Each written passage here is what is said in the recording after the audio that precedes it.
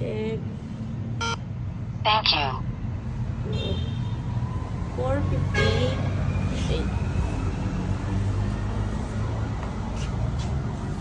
Ako pa lang ang una sa plate 2.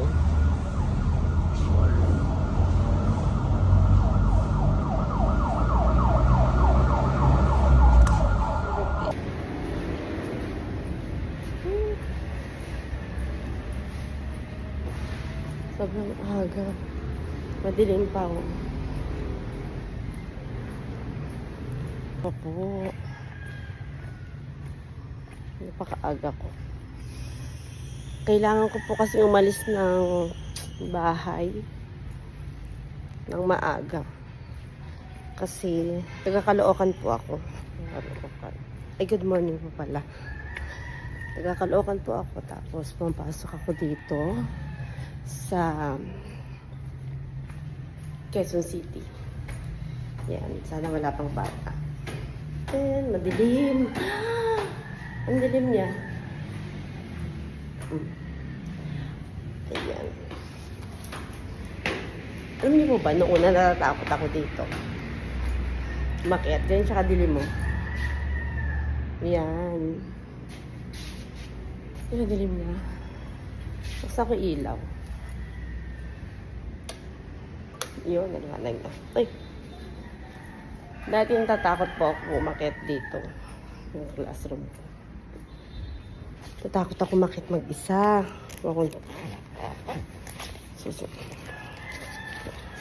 Ay, baka naman pala.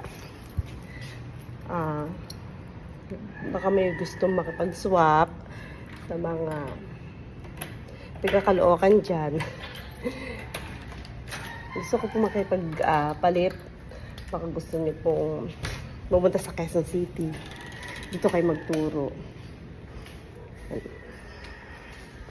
Pasok.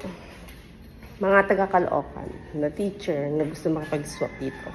Willing po ako. Ay, napakaaga ko po lagi. Kasi kung hindi po ako alis ng maaga sa bahay, maaabutan ko po yung traffic. Sobrang traffic po sa Caloocan. Kapag umalis ka ng 4:20, 4:15, asahan mo darating ka 6:30 dito. Kasi naranasan ko po yun. Na nalate ako ng alis ng bahay. Pagdating ko dyan, ay naku, traffic na sa Caloocan. Traffic pa dito sa Quezon City. Halos may mangyak-iyak ako sa biyahe. Grabe. Umiyak-iyak ako sa biyahe. Parang gusto ko na umuwi pero hindi pa pwede kasi sayang naman yung biniyahe ko. Yun. So, kaya nanawagan ako. Yung mga gusto po magpalipat, willing po ako. Mga taga-Caloocan na part ng Malaria, sa Tala. Pwede po ako. Ayun. So, ito. Monday na naman.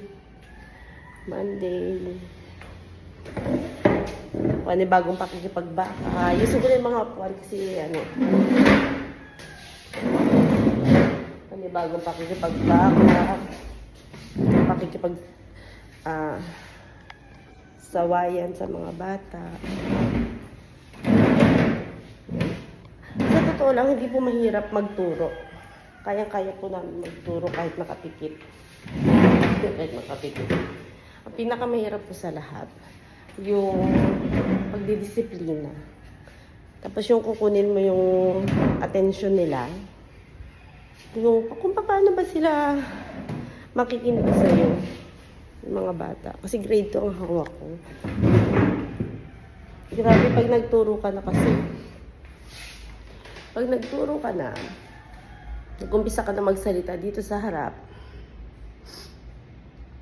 parang bang ang iniisip nila, oras na rin nila para makipagdaldalan. Hindi sila nakikinig. May makikinig man sa'yo, bilang lang. Yung iba, naku, yan na yung magtatasa, tatasa ng lapis, wala ka pa pinapasulat, nagtatasa na makikipagkwentuhan, yan, makikipagdaldalan sa katabi, tapos ang masama pa dun, Pag nabigay ka ng instruction sa kanila, hindi sila makikinig. Daldal ka ng daldal sa harap. O, isulat ang panuto. Kopyahin, sagutan. Pagkatapos magsalita, may magtatanong, Teacher, susulat po ba yung panuto? Yan, nakapag-CR ka na rin lahat. Di ba, iiwan mo sila, kala mo gumagawa na. Pagbalik mo, Teacher, anong notebook po? Anong kulay? Nakapag-CR. Ang hirap. Ang hirap maging teacher. Yung pagtuturo, wala yun. Wala yun. Kaya yung pagdidisiplina, grabe. Ibang bata ngayon. Hindi ka naman pwedeng mamalo. Walang lapis, papasok. Buong linggo, walang lapis.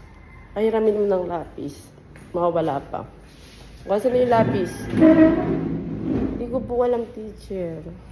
Saan napunta? Kaya ma-high blood ka na lang.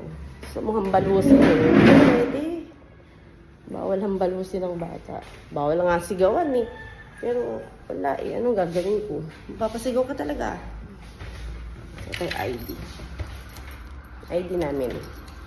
Kasi magkakaroon kami ng memo kapag hindi kami nag-ID. Ganun na pa ang mga teacher. Wala pang bata. Sige po. Kaabang na ako ng mga bata. Bye. Good morning.